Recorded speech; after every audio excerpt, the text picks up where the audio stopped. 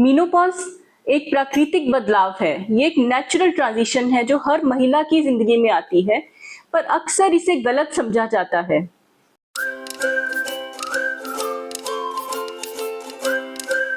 नमस्कार दोस्तों, मेरा नाम डॉक्टर सविता जैन है और मेरे इस चैनल मास्टर योर हेल्थ में आपका एक बार फिर से स्वागत है। तो दोस्तों, आज हम बात करेंगे मीनोपॉज के बारे में। मीनोपॉज कोई बीमारी नहीं है, ये एक प्राकृतिक बदलाव है जो हर महिला की जिंदगी में आता है और अक्सर इसके बारे में नॉलेज ना होने की वजह से बहुत सारी महिलाओं को इसके कंफ्यूजन, फियर या डर साथ ही सहना पड़ता है। तो इसके बारे में ज्यादा बात नहीं होती, जिसकी वजह से हमें नॉलेज नहीं रहती। तो दोस्तों, आज के इस वीडियो में हम बात करेंगे मीनोपॉज के बारे में। ये कब होता है, क्यों होता है, इसके टाइम पे क्या सिम्टम्स हो सकते हैं, क्या नॉर्मल है, क्या एबनॉर्मल है, घर पे कैसे केयर कर सकते हैं और डॉक्टर के पास कब जाना चाहिए। तो दोस्तों, इस वीडियो में अंत तक जरूर बने रहें, तो हम इन सभी सवालों के जवाब आपको इस वीडियो में देंगे। मीनोपॉज है क्या?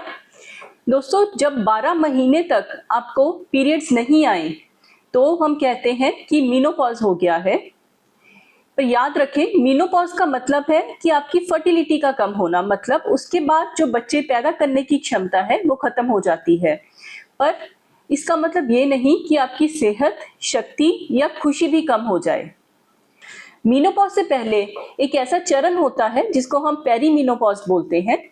पेरीमीनोपॉज दोस्तों 2 से 8 साल तक चल सकता है। ये सब महिलाओं में अलग हो सकता है, किसी में कम हो सकता है, किसी में ज्यादा हो सकता है। और पेरीमीनोपॉज के दौरान भी आपको कुछ सिम्टम्स महसूस हो सकते हैं, जैसे कि आपके पीरियड्स इरेगुलर होना शुरू हो सकते हैं, आपको मूड चेंजेस महसूस हो सकते हैं और आपके हार्मोन्स अप डाउन हो सकते हैं। मीनोपॉज होने की सही उम्र क्या है? ज्यादातर महिलाओं में 45 to 55 दैट इज 45 से 55 की उम्र के बीच में मीनोपॉज होता है। और ये क्यों होता है? हमारे जो हार्मोन्स हैं, ईस्ट्रोजन और प्रोजेस्टेरोन, उनकी मात्रा जब बॉडी में कम हो जाती है तब मीनोपॉज होता है।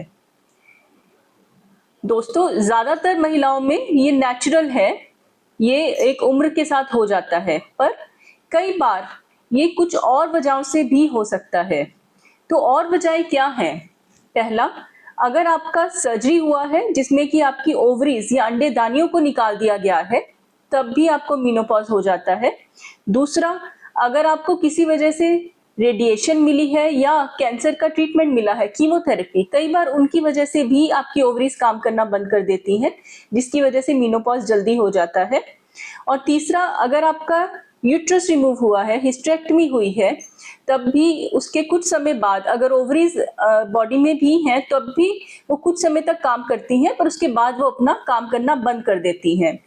तो मीनोपॉज कई बार सर्जिकल या कैंसर ट्रीटमेंट के साथ भी हो सकता है।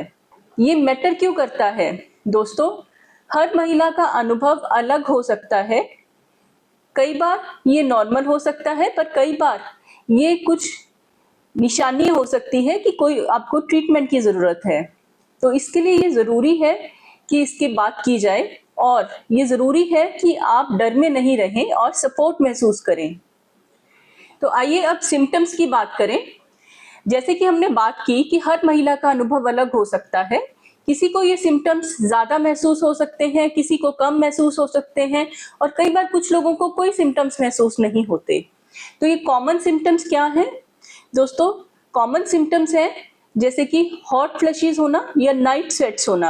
आपको एकदम से पसीना आ सकता है। स्पेशली कई महिलाएं ये कहती हैं कि उनको रात को सोते में अचानक नींद खुलती है और बहुत पसीने से भरी होती हैं, तो एकदम पसीना आ सकता है।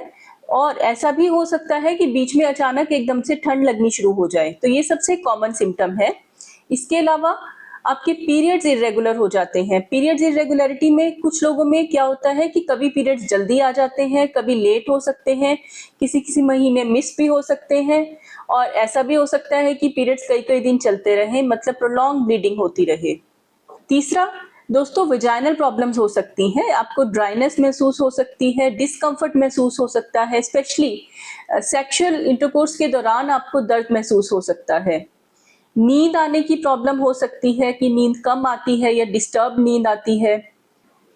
और शारीरिक बदलाव महसूस हो सकते हैं, जैसे कि आपका वजन बढ़ सकता है, आपकी स्किन की ड्राइनेस हो सकती है, आपके बालों की प्रॉब्लम हो सकती है या आपके जोड़ों में दर्द शुरू हो जाता है। इसके अलावा कुछ इमोशनल सिम्टम्स बहुत कॉमन हैं, जैसे कि मूड चेंजेस, चिड़चिड़ापन आना, घबराहट महसूस होना, उदासी रहना, ब्रेन फॉग महसूस होना, मतलब आपको चीजें याद नहीं रहना या फोकस करने में प्रॉब्लम होना, सेक्सुअल डिजायर में भी कमी हो सकती है। लाइफस्टाइल चेंज करना बहुत जरूरी है दोस्तों। लाइफस्टाइल में आपको स्पाइसी खाना कम करना चाहिए, ज्यादा तेल वाली चीजें, बाहर का खाना, जंक फूड का इस्तेमाल कम करना चाहिए, हॉट ड्रिंक्स का इस्तेमाल कम करना चाहिए, कॉफी कम लेनी चाहिए। कोशिश करें कि थोड़े ठंडे एनवायरनमेंट में रहें। स्ट्रेस कम करना जरूरी है और रेगुलर एक्सरसाइज करना बहुत जरूरी है। अब बात करते हैं कि आपको डॉक्टर से कब मिलना चाहिए या मेडिकल एडवाइस कब लेनी चाहिए।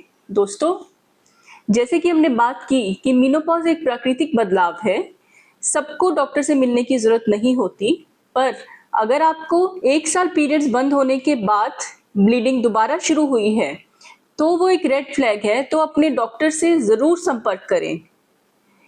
दूसरा, अगर आपको सिम्टम्स बहुत सिवियर हो रहे हैं, कई लोगों को जो उनकी रोज की लाइफ है, मतलब ये आपकी रोज की जिंदगी को प्रभावित कर रही है, जैसे कि आपको बहुत ही सिवियर हॉट फ्लशेस हो रहे हैं, मूड चेंजेस बहुत ज्यादा हैं, तो भी आप अपने डॉक्टर से संपर्क करें और इसका ट्रीटमेंट ले सकते हैं।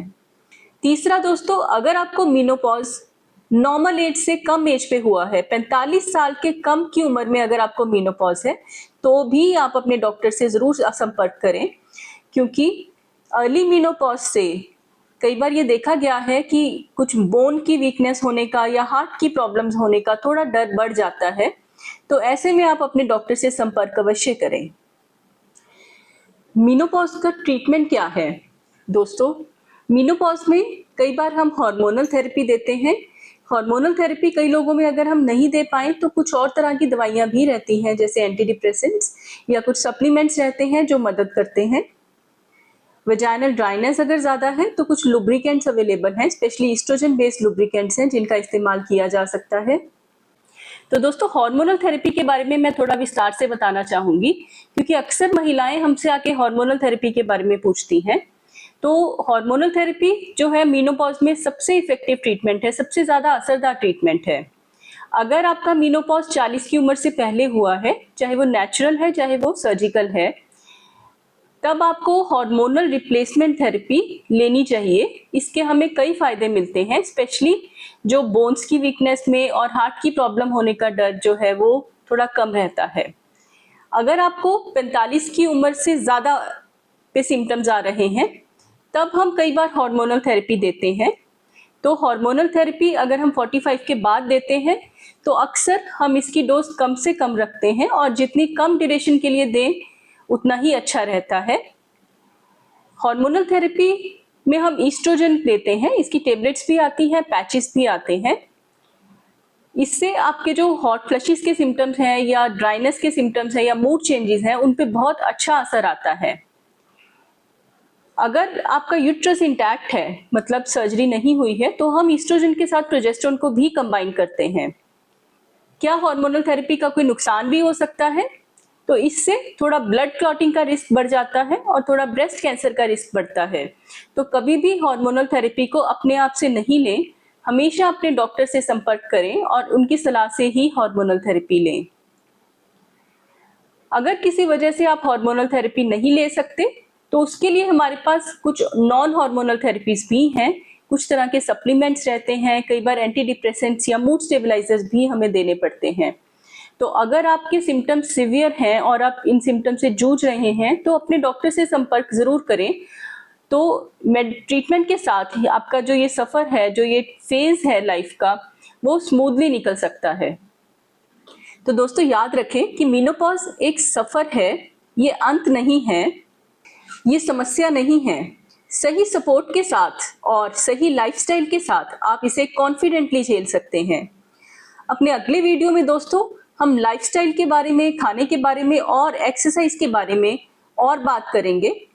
तो हमारे साथ जुड़े रहिए, अपनी सेहत का ध्यान रखिए। नमस्कार।